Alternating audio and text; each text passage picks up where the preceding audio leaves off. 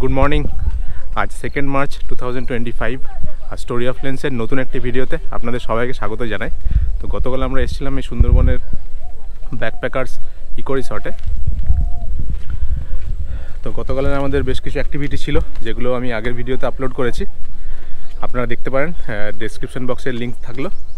আর আজকে আমাদের পুরো দিনটাই থাকবে সুন্দরবনের যে ম্যানগ্রোভ সাফারি হয় সেটা। তো এখন টাইম হয়েছে 6:15, 6:30 নাগাদ আমাদের বোট ছাড়বে এখান থেকে, আর আমরা আবার ব্যাক করব 4টে। তো 7-8 ঘন্টার সাফারি হবে এখন। ওই আমাদের বোট ওখানে ওয়েট করছে। কালকে যখন এসেছিলাম তখন তো এখানে জোয়ার ছিল, সেজন্য এই জায়গাগুলো দেখা যাচ্ছিল না। আজকে এখন ভাটার জন্য পুরো জায়গাটা বেরিয়ে পড়েছে। এই আমাদের বোট স্টার্ট হলো, আর সাথে এই দেখুন সামনে দারুণ সুন্দর একটা সানরাইজ। তখন ঘড়িতে সময় হয়েছে সকাল 6:30। তো আজকে প্রায় 7-8 ঘন্টার একটা লম্বা ম্যানগ্রোভ সাফারি হবে আমাদের। দেখা যাক আমরা কি কি জন্তু জানোয়ার দেখতে পাই এখানে। তার সাথে সাথে আমরা বেশ কয়েকটা ওয়াচ টাওয়ারও ভিজিট করব। আজকের ওয়েদার খুব সুন্দর, আকাশ একদম পরিষ্কার, আর এখন 6:30টার সময় সকালে ঠান্ডা ঠান্ডা হাওয়া দিচ্ছে। একটু হালকা ঠান্ডা কিন্তু এখানে আছে। গতকাল রাতে যখন সাফারি করতে বেরিয়েছিলাম তখন তো বেশ ঠান্ডা লাগছিল, একটা পাতলা জামা পরেছিলাম তো মনে হচ্ছিল গায়ে একটা ফুলাতে কিছু পরলে ভালো হতো। আজকেও হালকা বাতাস দিচ্ছে, ঠান্ডা ঠান্ডা ভাব রয়েছে, খুব সুন্দর ওয়েদার। আর আজকে আমাদের এই যে সাফারি, এটার জন্য একটা ছোট বোটই হয়েছে, মানে খুব একটা বেশি বড় নয় বোটটা। দেখুন অ্যাকচুয়ালি আমরা আজকে মাত্র 10 জনই আছি, মানে আমাদের 7 জন আর বাকি আরও 2 জন, টোটাল 10 জন আছি আমরা পুরো বোটে। তো একটা জিনিস কিন্তু বেশ ভালো, মানে বোটও কিন্তু বেশ খালি খালি, যে খুব ভিড় আছে সেরকমও কিছু নয়।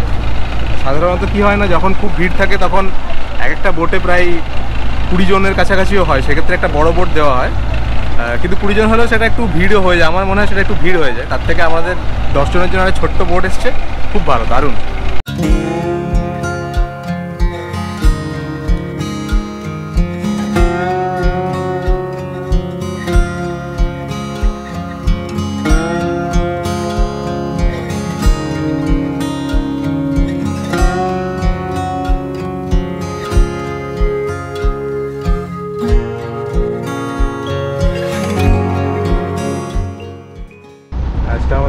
দাদা হচ্ছে আজকে আমাদের পাইলট। হ্যালো দাদা, আপনার নাম? স্বপন মণ্ডল। হ্যাঁ, স্বপন মণ্ডল। দাদা আপনার কতদিন হলো এই বোটের এই সব কাজে? 16-17 বছর। বিস্কুট সকাল সকাল দাদা বিস্কুট দিল।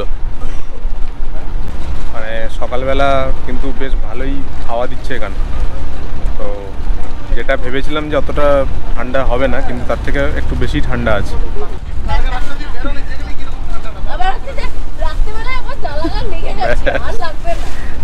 সবাই হচ্ছে আমার পেছনে পড়ে গেছে এবারে।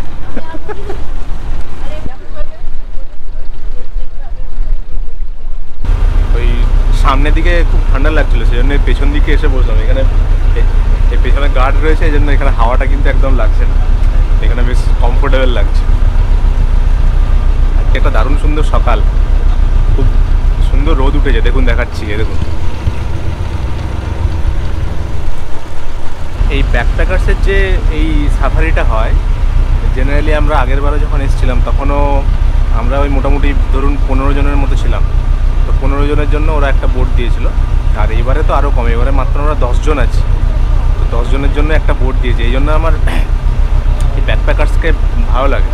না না না, এটা কোনো মানে পেড প্রমোশন বা কিছু নয়, আমি জাস্ট আমার এক্সপিরিয়েন্স বলছি যে মাত্র 10 জনই আছি আমরা এই বোটে, সেই জন্য বোটও মোটামুটি খালিই আছে মাত্র। তো এটাও কিন্তু একটা দারুণ এক্সপিরিয়েন্স হবে আপনাদের, যে ছোট গ্রুপে যদি বোট রাইড করা যায় বা এই ম্যানগ্রোভ সাফারি করা যায় তাহলে সেটাও কিন্তু ভালো লাগে। খুব বেশি ভিড় হলে সেটা কিছু কিছু ক্ষেত্রে সেটা সবসময় এনজয়েবল হয় না বা সবসময় পছন্দ হবে না। যদি 20, 25, 30 এত লোক যদি উঠে যায় একটা বোটের মধ্যে, ভিড় হয়ে গেল। তো সেদিক থেকেও আমার এটা একটা পজিটিভ পয়েন্ট লেগেছে এদের। শুধুমাত্র আমার একটা জিনিস মনে হয়েছে যে গতকাল আমরা যখন আসছিলাম এখানে তখন ওনাদের যে ব্রেকফাস্টটা দেওয়া হয়েছিল শুধুমাত্র একটা স্যান্ডউইচ ছিল। তো আমার মনে হয় ওই জায়গাটাতে ব্যাকপ্যাকার্সকে একটু ইমপ্রুভমেন্ট করা দরকার। আমরা দারুণ এনজয় করছি এই বোট রাইড, এই ম্যানগ্রোভ সাফারি। তো দেখা যাক আমরা আজকে কী কী দেখতে পাই। আগেরবার যখন এসেছিলাম তখন আমরা ঘড়িয়াল দেখতে পেয়েছিলাম আর হরিণ দেখতে পেয়েছিলাম। আর বেশ কিছু পাখি দেখতে পেয়েছিলাম। তাই এখন ভাটা চলছে ওইদিকে যে ম্যানগ্রোভের যে জঙ্গলটা রয়েছে, এখানে একদম মাটি বেরিয়ে পড়েছে, পলি মাটি বেরিয়ে গেছে। তো এখানে শ্বাসমূলগুলো একদম চোখেই দেখা যাচ্ছে, এখান থেকে দূর থেকে দেখা যাবে না, কিন্তু চোখে দেখা যাচ্ছে এখন। তো যখন আমরা ওই ওয়াচ টাওয়ারগুলোতে নামবো বা এই বোট যখন আরেকটু মানে পাড়ের কাছ দিয়ে যাবে, তখন আপনাদের ওই শ্বাসমূলগুলো দেখাবো আবার। ওই দেখুন দূরে ওখানে ওই চড়া পড়েছে, ওখানে বেশ কিছু বোট রাখা আছে, মানে যখন জোয়ারের জল ওখানে ঢুকবে তখন ওই বোটগুলোকে বের করতে পারবে ওখান থেকে। আর এই সামনে এখানকার লোকাল মানুষজন এখানে মাছ ধরছে এখন। এবার সামনে এখানে একটা শিপ রয়েছে, এখানে লেখা রয়েছে ঢাকা। তাই এটা সম্ভবত এটা হচ্ছে বাংলাদেশের বোট, বাংলাদেশের শিপ। এই বোটে জেনারেলি সুন্দরবনে যারা আগে কখনো আসেননি তাদের অনেকের মধ্যে অনেক কিছু প্রশ্ন থাকে যে বোটের মধ্যে সারাদিন আমি কাটাবো কীভাবে। তো এখানে কিন্তু মানে বাথরুম, টয়লেট সমস্ত কিছু ব্যবস্থা থাকে। সামনে এটা হচ্ছে টয়লেট, সমস্ত কিছু ব্যবস্থা থাকে, মানে খাওয়া দাওয়া তো লাঞ্চ, ব্রেকফাস্ট সবই কিন্তু এই বোটের মধ্যেই হয়। আর নিচে যদি আপনি রেস্ট করতে চান সমস্ত ব্যবস্থাই থাকে। তো চলুন আমি আপনাদের দেখাচ্ছি।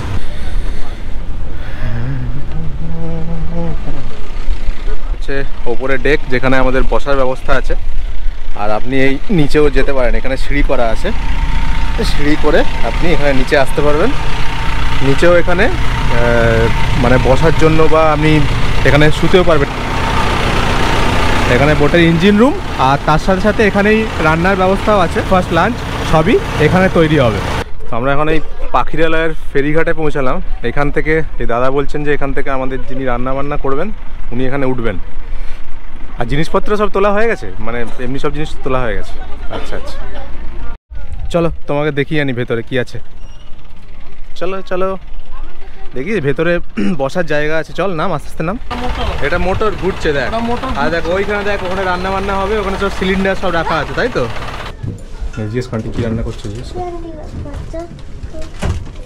সবজি হবে, সুজির হালুয়া আর পুরি। এই যে লুচি হবে, লুচি হবে তাই তো? লুচি আর কি আলুর তরকারি, লুচি আলুর দম, আর এটা চা হচ্ছে। আর আজকে ইয়ে কি আছে গো, দুপুরবেলার মেনুতে কি আছে?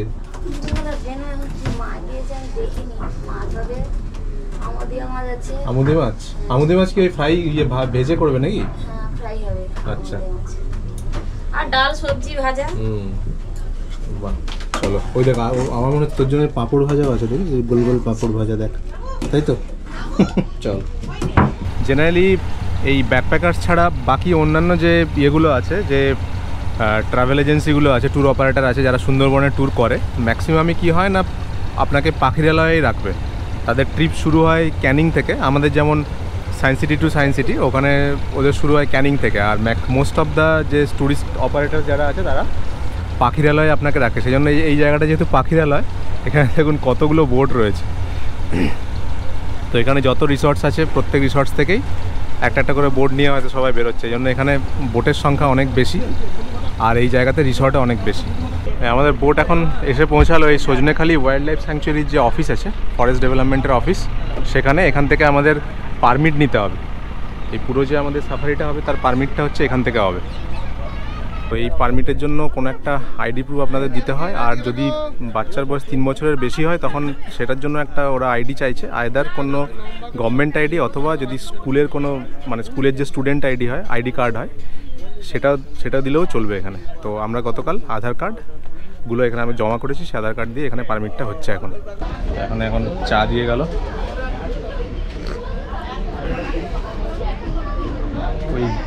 ওই টাওয়ার, ওই যেখানে পারমিট করাচ্ছে ওখানে ভাবলাম নামবো, কিন্তু এরা যেরকমভাবে বোটটাকে আটকে দিয়েছে, একটু গ্যাপ রয়েছে, ওঠার সময় একটু অসুবিধা হবে, সেই জন্য আর নামলাম না। ততক্ষণে এই চায়ের ডাক পড়লো, সেই চা নিলাম। আচ্ছা দাদা আমাদের সাথে উঠলেন ওই সজনেখালি ওখানে যে অফিসটা ছিল ওখান থেকে পারমিট করিয়ে, উনি আজকে আমাদের গাইড। দাদা আপনার নাম?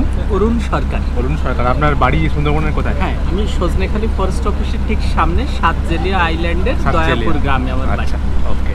আমি লাস্ট 18 বছর এই লোকাল গাইডে 18 ইয়ার্স হয়ে গেছে। দাদা 18 বছর এই গাইডের কাজ করছেন।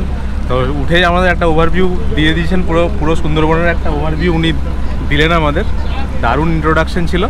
তারপর তো দেখা যাক কীরকম হয়, আমরা কীরকম কি দেখতে পাই। উনি আমাদের সাথে থাকবেন আজকে, তো আমাদের প্রচুর কোশ্চেন থাকবে আজকে, সবই ওনাকে আমরা জিজ্ঞেস করব, আর যে কোশ্চেনগুলো সেগুলো আপনাদের সাথেও শেয়ার করার চেষ্টা করব। এই জঙ্গলটা এমনি করে বাংলাদেশে চলে যাচ্ছে। আচ্ছা, এখান থেকে প্রায় 40 কিলোমিটার মতো পূর্ব দিকে গেলে বাংলাদেশ, ঠিক আছে। আর ওখানে একটা নদী আছে রায়মঙ্গল নদী, যে নদীটা ইন্টারন্যাশনাল বর্ডার বাংলাদেশ ইন্ডিয়ার মধ্যে। নদীটা অনেকখানি চওড়া, 2.5 থেকে 3 কিলোমিটার চওড়া, যার অর্ধেকটা জলসীমা আমাদের, অর্ধেকটা জলসীমা বাংলাদেশের। দুদিকেই সিকিউরিটিরা থাকে। জলপথে ব্যারিকেড না থাকার কারণে বাঘ কখনো কখনো এপার থেকে ওপারেও চলে যাচ্ছে, ওপার থেকে এপারেও চলে আসছে। 60 থেকে 65 কিলোমিটার দক্ষিণে গেলে বঙ্গোপসাগর, ফরেস্ট শেষ হবে, বঙ্গোপসাগর ফরেস্টটা এটাই। আর এর জাস্ট অপোজিট দিকটা হচ্ছে আমাদের বসতি।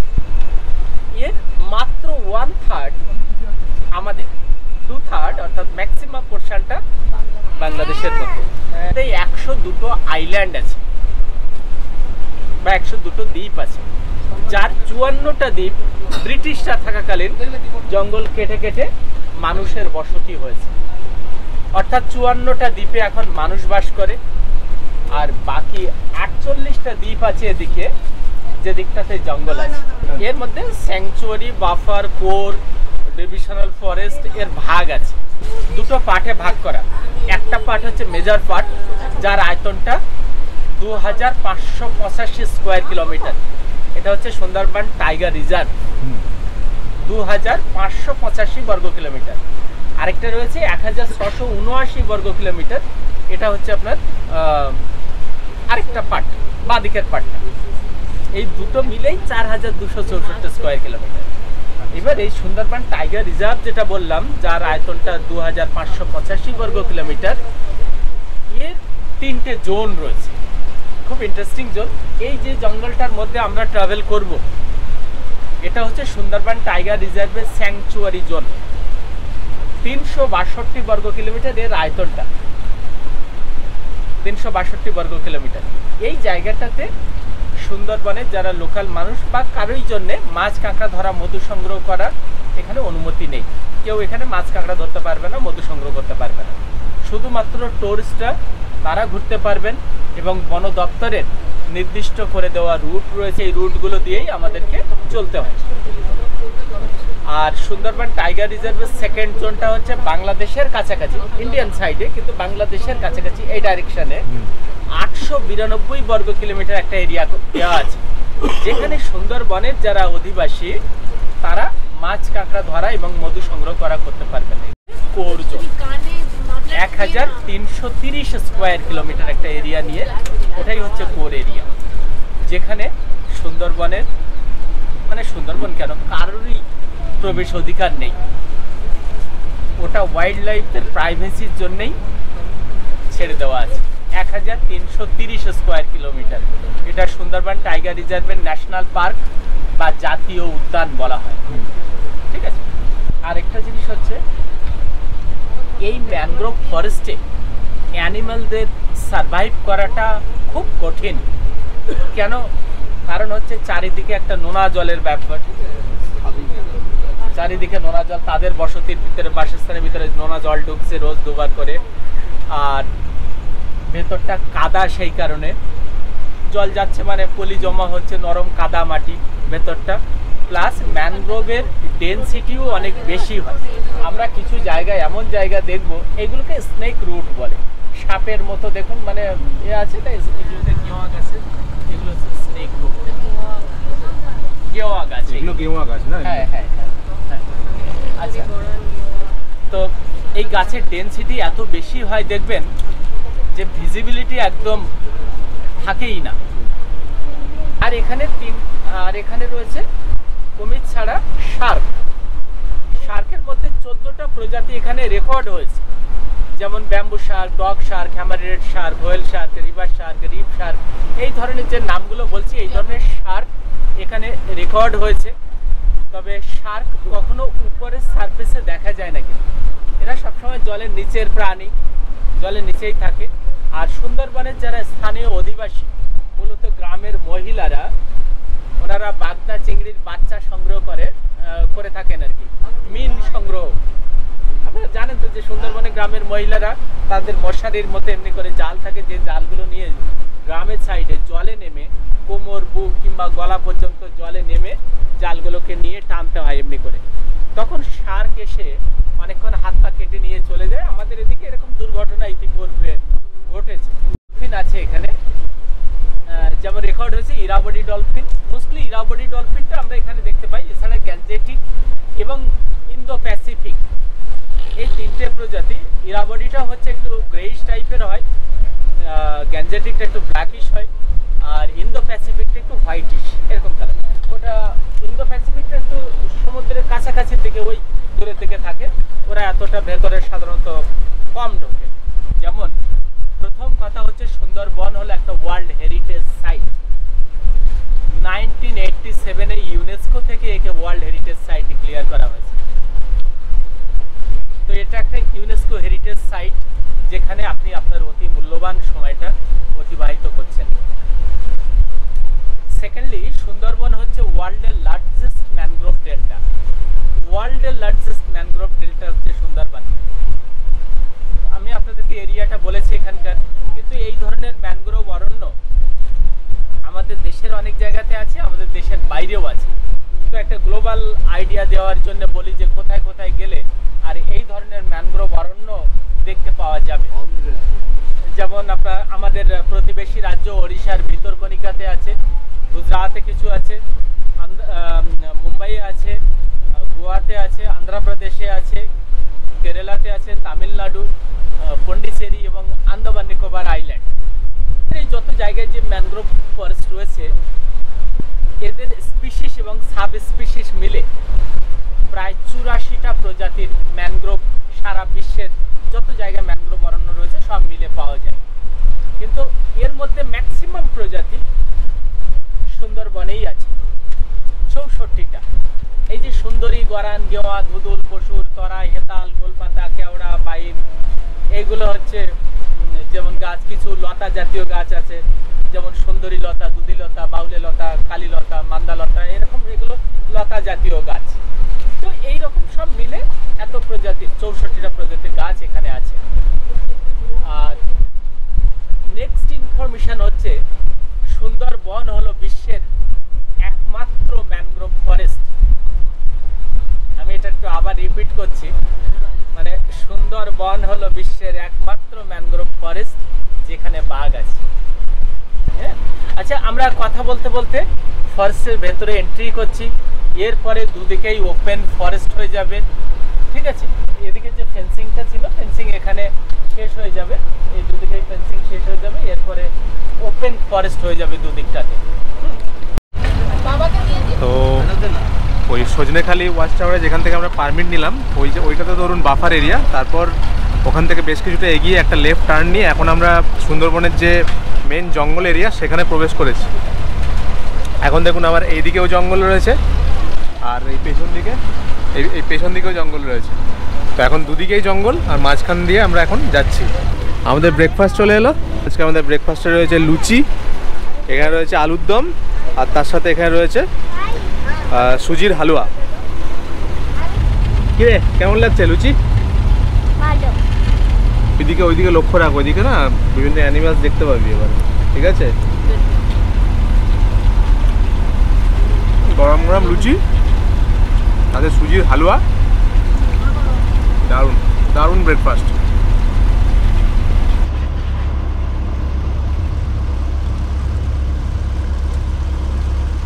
যেগুলো কেশমূল আছে সেটাই গর্জন গাছ। আর গর্জন গাছ চেনার উপায় হচ্ছে অসংখ্য রুটস উপর থেকে নিচে এসে মাটির ভেতরে ঢুকে যায়, মানে সাপোর্ট দেওয়ার জন্য। যেহেতু তার মেন স্টেম থাকে না, তো সেই কারণে সাপোর্টিং রুটসগুলোই থাকে, মাটিটাকে আঁকড়ে ধরে থাকে এবং সয়েল ইরোশনটাকেও প্রিভেন্ট করতে সাহায্য করে। ঠিক ঠিক ঠিক। এগুলো হচ্ছে ধানি ঘাস, এটা ধানি ঘাস, এটা নোনা জলেরই ঘাস। এটা হরিণের খাবার, মূলত হরিণ পছন্দ করে এই ঘাসগুলো খেতে। যদিও জোয়ারের সময়ে জলের নিচে চলে যায়, কিন্তু এরা এর ভেতরেই সার্ভাইভ করতে সক্ষম। আচ্ছা মনিটর লিজার্ড আছে, একটা মনিটর লিজার্ড। হ্যাঁ ওই যে মনিটর লিজার্ড। ভালো জায়গায় বসে আছে। আচ্ছা এখানে এই যেখানে এই কি বলে যেখানে হচ্ছে আপনার এখন তো লো টাইড চলছে, তো লো টাইড চলার জন্য এখানে আমরা কিছু ঘাস দেখতে পাচ্ছি, যেগুলো হচ্ছে এই নোনা জলেরই ঘাস, এগুলো ওরা নোনা জলে সার্ভাইভ করতে পারে। আর দাদা যেটা বললেন যে এই যে ঘাসগুলো এগুলো হচ্ছে এখানকার সুন্দরবনের যে হরিণ, সেই হরিণের কিন্তু খুব প্রিয় একটা খাবার এই ঘাস। তো এই লো টাইডের সময় এই ঘাসগুলো খাওয়ার জন্য কিন্তু হরিণগুলো বাইরে বেরিয়ে আসে, তো সেটা এলে হরিণ দেখার চান্স কিন্তু এখানে বেড়ে যায়। ওখানে একটা মনিটর লিজার্ড রয়েছে, তো সেটা দেখানোর জন্য আমাদের এই বোটটা আবার ঘুরছে, যাই দেখি। এই দেখুন এখানে একটা মনিটর লিজার্ড শুয়ে রয়েছে এই রোদের মধ্যে। হাওয়া এত দিচ্ছিল মানে দিতে ঠান্ডা লাগছিল, এখন রোদ উঠেছে, এখন এই বাইরে এসে বসলাম, এখন বেশ ভালো লাগছে। উদুল গাছের কাঠ সুন্দরবনের সব থেকে ভালো ফার্নিচারের জন্য। আর ভেতরটা একদম লালচে হয়, দারুণ রেডিশ হয়, ভেতরটা রেডিশ হয় আর দারুণ ডিজাইন থাকে, খুব ভালো পালিশ হয়, তাহলে ফার্নিচারের জন্য একদম আইডিয়াল। এই বড় যে গাছটা রয়েছে এটা হচ্ছে ধুদুল গাছ, এই বড় গাছটা। আচ্ছা এখানে দেখুন এই সামনে এখানে এই যে শ্বাসমূলগুলো দেখাচ্ছে, এগুলো দেখুন অনেক মোটা মোটা, আগেগুলো যে অনেক সরু সরু ছিল, এটা কিন্তু অনেক মোটা মোটা। পশুর গাছ, আচ্ছা এই পশুর এবং ধুদুল গাছ যেটা দেখালাম, এদের পাতা ঝরে যায়, আবার নতুন পাতা আসে, দেখুন কচি কচি নতুন হ্যাঁ পাতা নতুন পাতা হচ্ছে এখন আবার। তবে মূলত ফরেস্টটা হচ্ছে এভারগ্রিন ফরেস্ট, সারা বছর আপনি এরকম একটা গ্রিনারি পাবেন।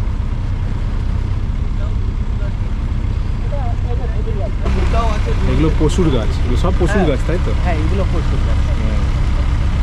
মানে সুন্দরী গাছ একটু যেখানে উঁচু জায়গা সেই জায়গাগুলোতে হয়। এখানে স্তর মানে প্রথম সারিতে একরকম গাছ হবে, তারপর দ্বিতীয় সারি তৃতীয় সারি এরকম হয়, কারণ সবার গুণ সহ্য করার ক্ষমতার উপরে নির্ভর করে, কারণ একদম কাছের সাথে থেকে সবসময় নোনা জলটা যাতায়াত করে, ওটাতে ইয়ে করতে পারে, জঙ্গলের ভেতরটা সবসময় সব জল যায় না, সেই জন্যে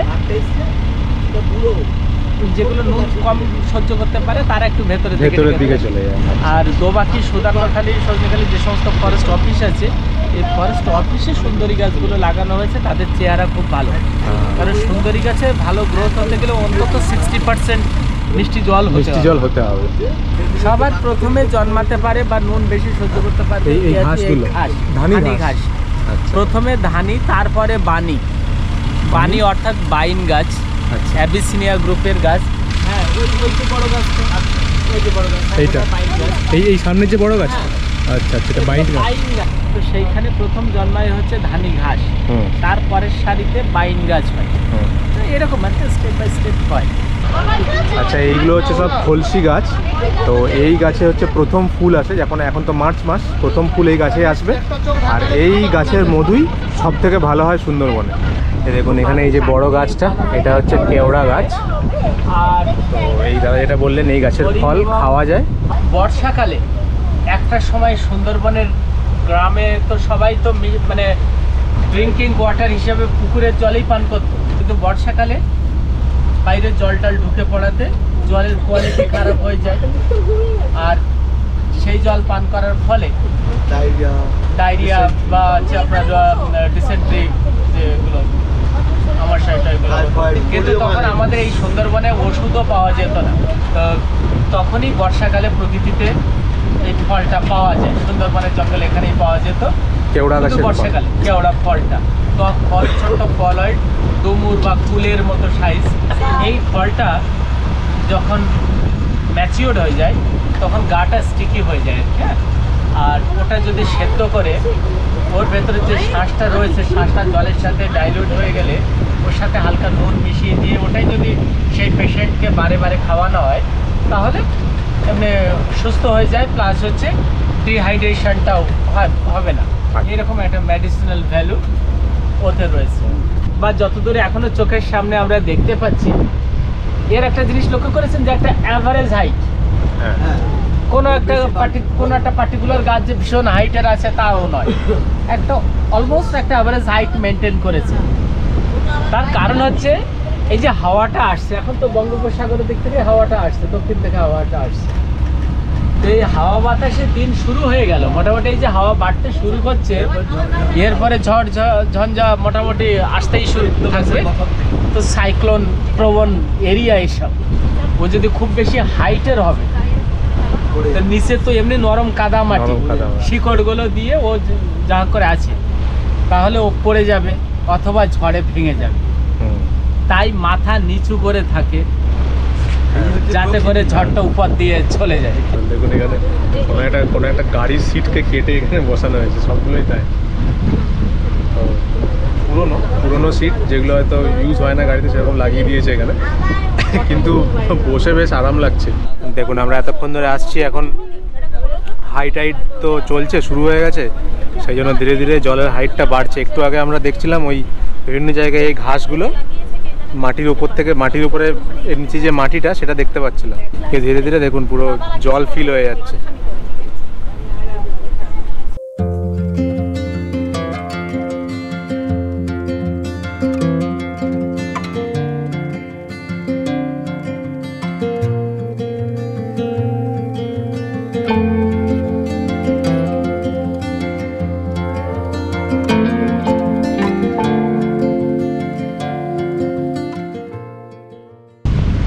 এই জঙ্গলের খুব কাছ দিয়ে যাচ্ছি, কিন্তু এখন দেখুন জলটা কতটা বেশি।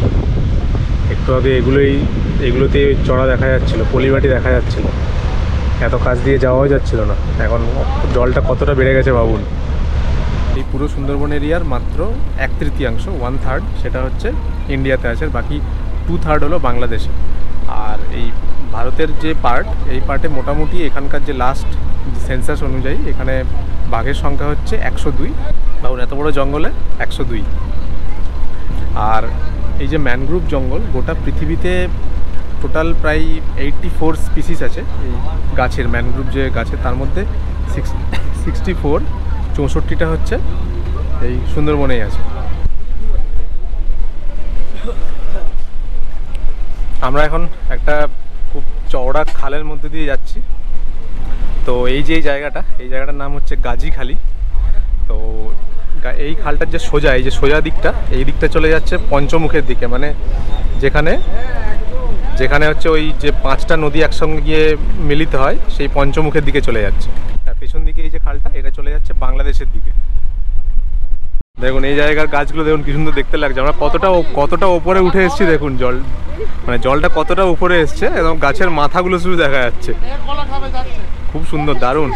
মানে এই যে পুরো সুন্দরবন এরিয়া, এটা তো শুধু এই বাঘ দেখা তো নয়, বাট হচ্ছে এখানকার যে ন্যাচারাল বিউটি আছে, এখানকার যে সিনিক বিউটি আছে, সেটাও কিন্তু আপনাকে উপলব্ধি করতে হবে। তো সেই জন্যই সুন্দরবন।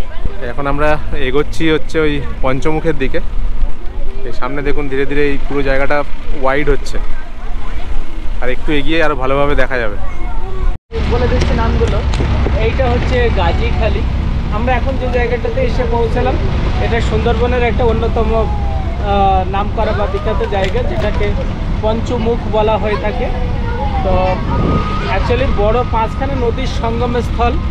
যেমন হচ্ছে এটা গাজীখালি, এর আগে রয়েছে পীরখালি, গুমদি, বিদ্যা নদী, এধারে রয়েছে মাতলা, হেড়োভাঙা, নবাকি, দোবাকি খাল, এতগুলোর সঙ্গম। আর বে অফ বেঙ্গল হচ্ছে স্টেট। এই দিক দিয়ে আরেকটুখানি বাইরে বেরোলেই দেখতে পাবেন যে বিরাট চওড়া হয়ে আস্তে আস্তে বে অফ বেঙ্গলের দিকে গিয়ে মিশে যাচ্ছে। আর আমরা কিছুটা আগে গিয়ে বাঁ দিকে ঢুকে পড়বো। দেখুন এই জায়গাটা হচ্ছে যে পঞ্চমুখ, যেখানে 5খানা খাল বা নদী যেখানে এসে মিশছে, এটা হচ্ছে সেই জায়গাটা। এই সামনের জায়গা, এই সামনে এখানে দেখুন যে জলের স্রোত তৈরি হচ্ছে। তো এখান থেকে কিছুটা এগিয়ে গেলে আমরা, মানে কি এটা এদিক দিয়ে সোজা এগিয়ে গেলে এটা চলে যাবে বে অফ বেঙ্গল। তো এই জায়গায় জলের স্রোতটা একটু খেয়াল করুন, মানে স্রোতটা কিন্তু কোনো নয়, সিমেট্রিক নয়, যেদিক থেকে খুশি আসছে। এই জায়গাতে এসে একটা অন্য রকমের স্রোত তৈরি হচ্ছে। দেখুন ভালো করে লক্ষ্য করুন, তাহলেই বুঝতে পারবেন এখানে। তো এই জায়গাতে দেখুন জলের মধ্যে ঢেউ তৈরি হয়েছে। আমাদের সমুদ্রে যেরকম ঢেউ হয় ছোট ছোট, এখানে সেরকম ঢেউ তৈরি হচ্ছে। এই জায়গাটা দেখুন। এবার দেখুন এই সামনে দেখুন পুরো মুখটা ওপেন হয়ে গেছে, এই হচ্ছে একটা বিশাল ওয়াইড এরিয়া সুন্দরবনের এই জায়গাটা।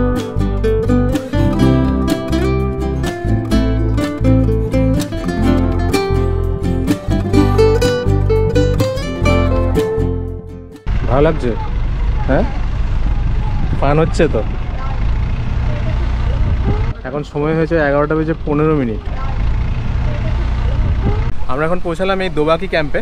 তো এখানে একটা ক্যানোপি ওয়াক আছে, মোটামুটি 1/2 কিলোমিটারের মতো। সেই ক্যানোপি ওয়াক করবো, তারপর একটা ওয়াচ টাওয়ার আছে, সেখানে উঠবো। তো চলুন, এটা হচ্ছে দোবাকির ক্যানোপি ওয়াক। এটা জঙ্গলের যে এরিয়া, সেই এরিয়ার ওপরেই এই পুরো ক্যানোপি ওয়াকটা করা আছে। আর এই দুদিকে দেখুন লম্বা এরকম নেট দেওয়া আছে।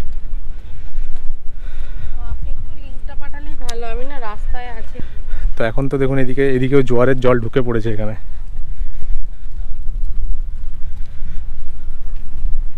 এই জায়গাটাতেও কিন্তু সাইটিং হতে পারে, এরকম নয় যে হবে না, এখানেও কিন্তু সাইটিং হয়, কিন্তু সেটা খুবই রেয়ার।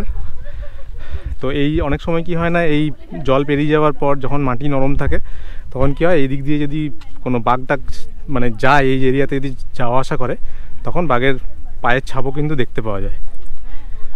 সুন্দরবনের যে কোনো ট্যুর অপারেটরের সাথে আপনি আসুন না কেন, এই দোবাকি ক্যাম্পে সবাই নিয়ে আসে। অ্যাকচুয়ালি মানে জঙ্গলের যে এরিয়া, কোর এরিয়া হয়, সেই কোর এরিয়াতে তো জেনারেলি আমরা কোথাও নামতে পারি না।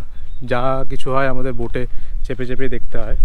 তো কিছুটা মানে জঙ্গলে নামার যে ফিল দেওয়ার জন্য এখানে এই ক্যানোপি ওয়াকটা তৈরি করা হয়েছে, যাতে কি আপনি জঙ্গলের মাঝ দিয়ে হেঁটে যাবেন, তো একটা জঙ্গলের ফিল পাবেন। সেটাই হচ্ছে এই ক্যানোপি ওয়াকের মূল উদ্দেশ্য। আর যদি আপনার ভাগ্য ভালো থাকে তাহলে সেক্ষেত্রে আপনি সাইটিং পাবেন। তো সুন্দরবনের যে 3টে গাছের নাম আমরা সচরাচর শুনে থাকি, সুন্দরী, গরান আর গেওয়া, তার মধ্যে এই যে গাছটা, এটা হচ্ছে গরান গাছ। এই ক্যানোপি ওয়াকটা যেখানে শেষ হচ্ছে, এখানে এই ওয়াচ টাওয়ারটা আছে। এই ওয়াচ টাওয়ার থেকে ওইদিকে জঙ্গলের একটা খুব সুন্দর ভিউ পাওয়া যায়। আর যদি যেটা বললাম, যদি আপনি লাকি হন, আপনি কিছু সাইটিং পেতে পারেন। এই দোবাকির যে ওয়াচ টাওয়ার আছে, সেখান থেকে এই পুরো সামনের জঙ্গলের ভিউ। এই মাঝখানে দেখুন একটা ওয়াটার বডি রয়েছে। এই ওয়াটার বডিটা কিন্তু ম্যানমেড, এটা ন্যাচারাল প্রসেসে হয়নি। এইটা কিন্তু মিষ্টি জল আছে। মেনলি এটা রেন ওয়াটার হারভেস্টিং করা হয়, বা যদি কোনো কারণে জল শুকিয়ে যায় সেক্ষেত্রে আবার এখানে জল ফিল করা হয়। তো জেনারেলি এখানে যে সমস্ত পাশাপাশি জন্তু জানোয়াররা আসে, এখানে এসে জল খেতে পারে। তো এই যে ওয়াটার বডিটা রয়েছে, এই ওয়াটার বডির ঠিক পাশেই ওই পারে এখানে একটা হরিণের ফ্যামিলি রয়েছে। প্রায় এখান থেকে আমি 6টা হরিণ দেখতে পাচ্ছি ওখানে। একটু জুম করে দেখানোর চেষ্টা করি, যদিও ছবির কোয়ালিটি হয়তো ভালো হবে না, কিন্তু তবুও জুম করে একটু দেখানোর চেষ্টা করছি আপনাদের।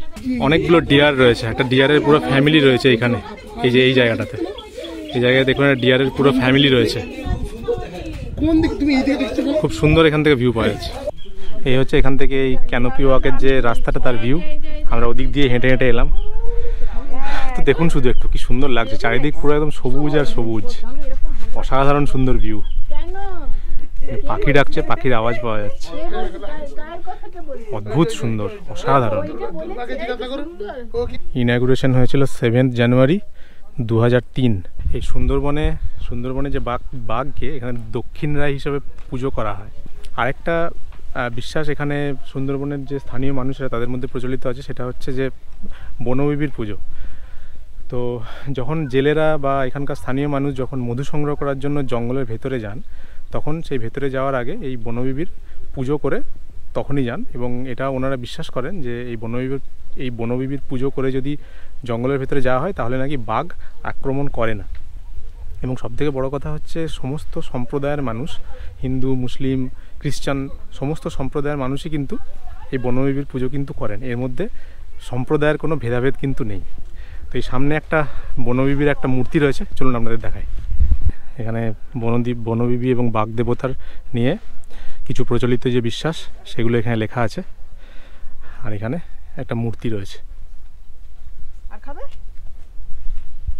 আচ্ছা, সামনে এই যে জঙ্গলটা দেখতে পাচ্ছেন আপনারা, এই খেজুরের পাতার মতো সরু সরু পাতা, এগুলো হচ্ছে হেতালের জঙ্গল। তো বলা হয় নাকি বাঘ এই হেতালের জঙ্গলের মধ্যেই লুকিয়ে থাকে। ওখানে লুকিয়ে থাকলে কি আপনি আলাদাভাবে ওকে খুব ইজিলি আইডেন্টিফাই করতে পারবেন না বাঘ। তো বাঘ এই হেতালের জঙ্গলে লুকিয়ে থাকে, আর সেখান থেকে ওরা অ্যাটাক করে। আর এর কালারটা দেখুন কীরকম একটু সবুজ হলুদ টাইপের কালার, যেটা কী হয় না বাঘের গায়ের সাথে অনেকটা মিলে যায়, সেই জন্য বাঘকে এর ভেতরে থাকলে খুব ইজিলি আইডেন্টিফাই করা যায় না।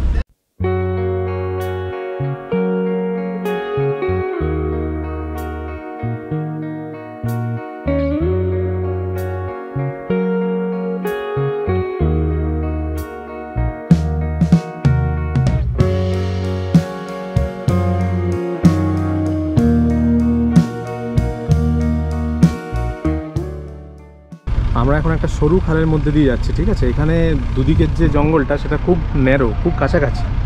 তো জেনারেলি এইসব জায়গাতে সাইটিং হওয়ার চান্স কিন্তু বেশি থাকে। তো আপনারা যখন আসবেন তখন এইসব জায়গাগুলোতে দুদিকে লক্ষ্য রাখার চেষ্টা করবেন। এই হচ্ছে আমাদের লাঞ্চের মেনু। এটা হচ্ছে রাইস, এটা হচ্ছে ডাল, এদিকে বেগুন ভাজা, এটা হচ্ছে আলু ভাজা, এইটা মনে হচ্ছে বাঁধাকপির তরকারি, ওদিকে আছে কাতলা মাছের ঝোল, আর এদিকে রয়েছে আমুদি মাছের ফ্রাই, আর চাটনি পাঁপড়। এখন প্রায় 1টা বেজে গেছে, তো মেনু তো আপনাদেরকে দেখালাম। তো চলুন এবার লাঞ্চটা করে নিই। বাহ, এই হচ্ছে আমুদি মাছের ফ্রাই।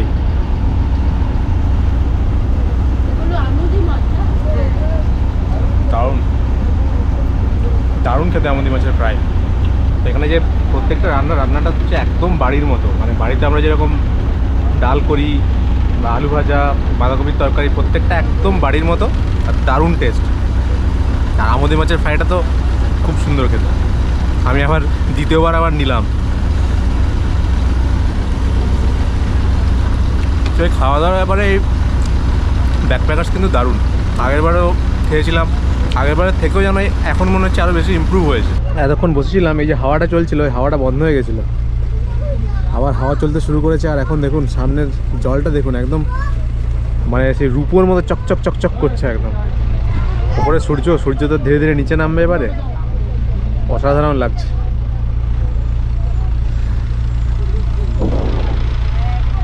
আর এখন আবার ভাটা শুরু হচ্ছে এবারে, তো জলও ধীরে ধীরে নিচে নামছে। দেখুন দূরে ওই ঘাসগুলো আবার দেখা যাচ্ছে আস্তে আস্তে। এই সুন্দরবন হলো কিংফিশারের প্যারাডাইস অফ কিংফিশার বলা হয় সুন্দরবনকে। সুন্দরবনে প্রায় 8 রকম কিংফিশারের স্পিসিস পাওয়া যায়। এত কেমন লাগলো বল আজকে দিনটা? ভালো। সুন্দরবনে তুই বোট সাফারি করলি, ম্যানগ্রোভ সাফারি করলি, তাই তো? তাহলে কি জানলি এই গাছগুলো কী গাছ, কীরকম টাইপের গাছ এগুলো বলো? ম্যানগ্রোভ ফরেস্ট না এগুলো? হ্যাঁ, ম্যানগ্রোভ ফরেস্ট কী হচ্ছে দেখ, একবার জলের তলায় চলে যাচ্ছে, একবার জল থেকে বেরিয়ে আসছে, তাই তো? একবার বুশ হয়ে যাচ্ছে, একবার ট্রি হয়ে যাচ্ছে, তাই তো? ঠিক। আর ওদের কী আছে দেখ, ওই এরকম করে রুটগুলো উঠে আছে না ওদের, ওগুলো কী বলে বলতো? Breathing route. ওরা ওদিক দিয়ে কী করে জানিস, বাতাস থেকে কী করে বলতো? বাতাস থেকে অক্সিজেন নেয়। তুমি যখন নাক দিয়ে অক্সিজেন নিচ্ছ, ওরা ওই রুটগুলো দিয়ে অক্সিজেন নেয়। মনে থাকবে? দেখুন সামনে যে এইগুলো হচ্ছে সব ঠেসমূল, যেগুলো এরকম করে বেরিয়ে রয়েছে না, অনেকগুলো একদম নেটের মতো হয়ে রয়েছে, এগুলো হচ্ছে ঠেসমূল। আর ওই গাছগুলো হচ্ছে গর্জন গাছ।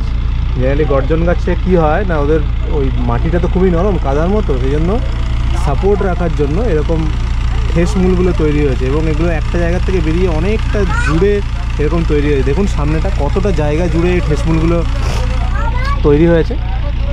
একটা বিশাল একটা সাপোর্ট দিচ্ছে এই গাছগুলো, যাতে এই গাছগুলো পড়ে না যায়। তো এটা হচ্ছে ম্যানগ্রোভের একটা বৈশিষ্ট্য। তো এই দেখুন এইখানটা দেখুন, বাপরে বিশাল বড় নেট তৈরি হয়েছে। এখন সময় হয়েছে দুপুর 2:45, আর আমরা এখন এসে পৌঁছালাম সুধন্যকালী ওয়াচ টাওয়ারে। তো এখানে একটা ম্যানগ্রোভ পার্ক আছে, আর তার সাথে একটা ওয়াচ টাওয়ারও আছে। আমরা ওই দোবাকিতে যে বনবিবির মন্দির দেখেছিলাম, এখানেও একটা বনবিবির মন্দির রয়েছে। এখানে একটা অ্যাবান্ডান্ট ক্যাটামারান রয়েছে, এটা আগে ইউজ করা হতো, ফরেস্ট ডিপার্টমেন্ট ইউজ করতো আগে। তো ওটা এখানে রয়েছে, একদম ভেঙে নষ্ট হয়ে গেছে একদম। এই দেখুন এই সামনে এই যে গাছটা রয়েছে, এই গাছটা হচ্ছে সুন্দরী গাছ, এই গাছটা। তো এই সুন্দরী গাছের নাম অনুসারেই এই জঙ্গলের নাম হয়েছে সুন্দরবন। এই হচ্ছে সেই সুন্দরী গাছ। তো এখানে এই বোর্ডে সুন্দরী গাছের কিছু ডিটেলসও লেখা আছে। এদের ফুল কখন হয়, ফুল জেনারেলি মার্চ থেকে এপ্রিলের মধ্যে হয়, তার মানে এই সময়, এখন তো মার্চ, তো এই সময় এখানে ফুল আসবে। তারপর এপ্রিল টু মে এটা হচ্ছে ফ্রুট, মানে ফল হবে। এইটা হচ্ছে গর্জন গাছ। এই গাছটা হচ্ছে গর্জন গাছ।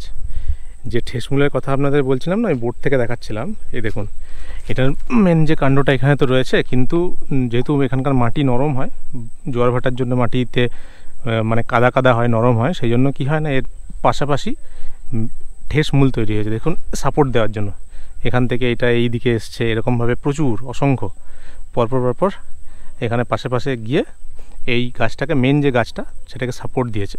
তো এইগুলোই হচ্ছে ঠেসমূল। তো এটা হচ্ছে সুধন্যখালির ওয়াচ টাওয়ার। তো চলুন ওপরে যাই, এখান থেকে খুব সুন্দর একটা ভিউ পাওয়া যায়। এখানে এই সামনে এই কিছু জায়গাতে এখানে 1, 2, 3, 4 এই 4টে অবজারভেশন চ্যানেল তৈরি করা হয়েছে। এগুলো সবই তো মানে প্রথমে তো আগে তো গাছ ছিল, তাই তো, এখন কেটে তৈরি করেছে। তো এই জায়গাগুলো কিছুটা জায়গাতে গাছ কেটে পরিষ্কার করা হয়েছে। তার কারণটা হচ্ছে এখানে পশু পাখি এলে যাতে দেখতে সুবিধা হয়, তো সেই জন্য একদিক থেকে একদিক ক্রস করলে তো এখানে যাতে দেখতে পাওয়া যায়, সেই জন্য সামনেটা একটু ক্লিয়ার করা হয়েছে। আর এই সামনে এটা রয়েছে একটা ওয়াটার বডি, মিষ্টি জলের এটা পুকুরটা। তো এখানেও পশু পাখি তারা জল খেতে এখানে আসবে, তো তখন দেখা যাওয়ার সম্ভাবনা থাকে। সেটাই হচ্ছে এটার মেন উদ্দেশ্য। আর তার সাথে এখানে দেখুন একটা সিসিটিভি ক্যামেরাও লাগানো আছে। তো ফরেস্ট অফিস বা ফরেস্টের লোকজন যারা আছেন তারাও এগুলো অবজার্ভ করেন। এই ক্রিকগুলো আগেরবার এসে হরিণ দেখেছিলাম। এইটাতে না, এটাতে হরিণ দেখেছিলাম। ওই যে একটা লিজার্ড রয়েছে, মনিটর লিজার্ড। ভালো লাগলো জায়গাটা। তো আমরা এই সুধন্যখালি ওয়াচ টাওয়ার দেখে ফিরলাম। এবারে আমরা বোটে উঠবো। এখন সময় হয়ে গেছে প্রায় 3:15। তো আজকে এটাই ছিল আমাদের শেষ পয়েন্ট। তো এটার পর আমরা এখন ফিরে যাব আমাদের রিসর্টে। আমাদের এই বোট রাইড শেষ হতে চললো। এই সামনে হচ্ছে আমাদের রিসর্ট। আর এই দেখুন এদিকে একটা খুব সুন্দর সানসেট হবে এখানে, দারুণ দেখতে লাগছে, ম্যানগ্রোভে সানসেট। ওই দূরে ওইখানে এটা হচ্ছে আমাদের রিসর্ট। আমরা আর মিনিট 10-এর মধ্যেই পৌঁছে যাব।